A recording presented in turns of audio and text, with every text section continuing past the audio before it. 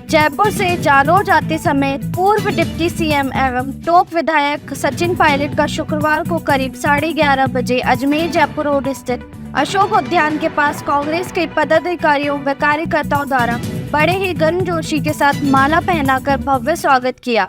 इस दौरान कांग्रेस की कमेटी के निवर्तमान अध्यक्ष विजय जैन, महेंद्र सिंह रलावता सहित सैकड़ों की संख्या में कांग्रेस कमेटी के पदाधिकारी व कार्यकर्ता स्वागत के दौरान मौजूद रहे।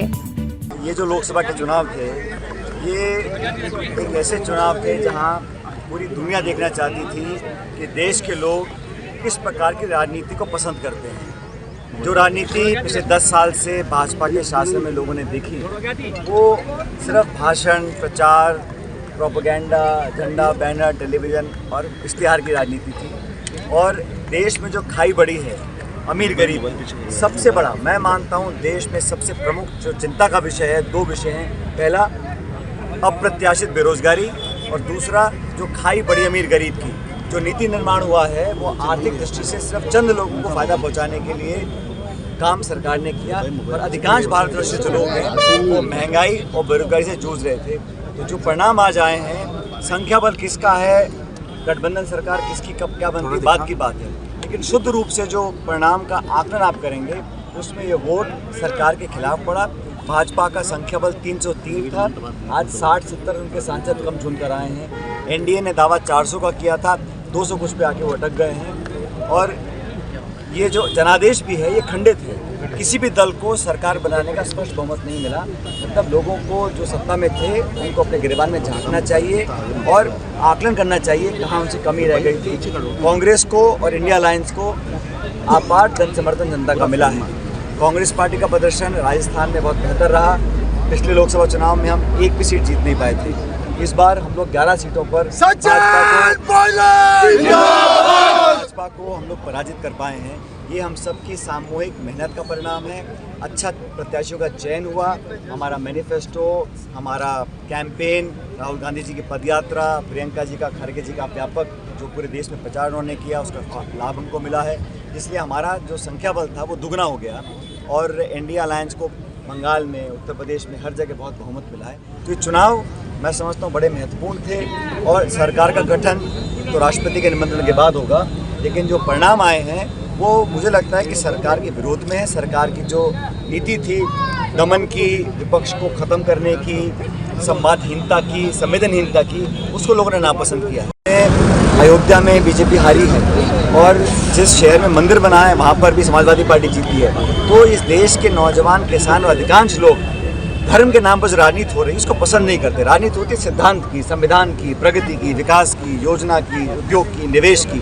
और राजनीति आप करें मंगलसूत्र की, हिंदू की, मुसलमान की, मंदिर मस्जिद की, उसको नौजवान पीढ़ी और अधिकांश लोग पसंद नहीं करते हैं। ये बात मुझे लगता है भाजपा को समझ में आ गई होगी। और जहाँ तक कांग्रेस की बात है, मुझे लगता है कि जो हम लोगों ने संघर्ष किया, पार्टी ने राजस्थान में, हरियाणा में, अलग अलग जगहों में हमको अच्छा प्रदर्शन करने का फ़ायदा मिला है। और मैं तमाम कार्यकर्ताओं को, राजस्थान के हमारे जो राजस्थान के कांग्रेस के कार्यकर्ता हैं, मैं समझता हूँ देश के सर्वश्रेष्ठ हैं और जिस मेहनत के साथ उन्होंने पार्टी का बीड़ा उठाया। नेता तो सिर्फ हम लोग भाषण देते हैं, लेकिन पोलिंग बूथ पर जिन्होंने भीषण गर्मी में तमाम दबाव के बावजूद, केंद्र की सरकार, राज्य की सरकार, डबल इंजन का पूरा उन्होंने सत्ता का दुरुपयोग किया, उसके बावजूद कार्यकर्ताओं ने जो बूथ पर खड़े होकर इस गर्मी में लोगों को वोट डलवाकर पार्टी को जिताया है, उनकी मेहनत के कारण आज हमारे अच्छे परिणाम हैं। सर, हनुमान बेनीवाल ने एक बयान जारी किया है कि राजस्थान में आरएलपी की ओर से 20 लाख वोट कांग्रेस को पड़े, लेकिन जब गठबंधन की अभी मीटिंग हुई उसमें उनको नहीं बुलाया गया, वो उनका अपमान हुआ है, ऐसा उन्होंने कहा है। सब लोग जो इंडिया गठबंधन में थे आज भी गठबंधन में हैं। तो मैं तो समझता हूँ आने वाले समय में हमारे गठबंधन में और दल शामिल हो जाएंगे। सर,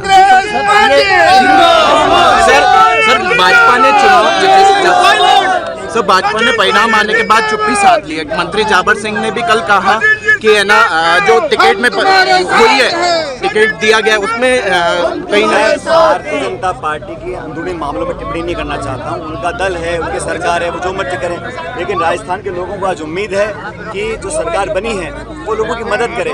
आज अघोषित बिजली कटौती हो रही है, पानी की समस्या, बिजली की समस्या, लोग त्रस्त हैं। और इस संकट के समय में लोगों को, सरकार को सामने आना चाहिए, प्रशासन को मुस्तैद करना चाहिए और आम जन को राहत दिलाने के लिए काम करनी चाहिए। और ये सिर्फ चुनाव जीतने के पहले के जो वादे थे, अब आज 6 महीने हो गए, तो उन वादों को पूरा करने का समय आ गया। कांग्रेस पार्टी जनता के साथ खड़ी है, हर मौके पर लोगों की बात को उठाते रहेंगे और सरकार को अगर वो काम नहीं करेंगे तो घेरने का काम हमारी पार्टी करेगी। देश, दुनिया और शहर की खबरों की जानकारी के लिए देखते रहिए मरुधरा टुडे। मरुधरा टुडे के चैनल को सब्सक्राइब करें, नीचे दिए गए बेल आइकन को प्रेस कर लाइक, कमेंट और शेयर करें।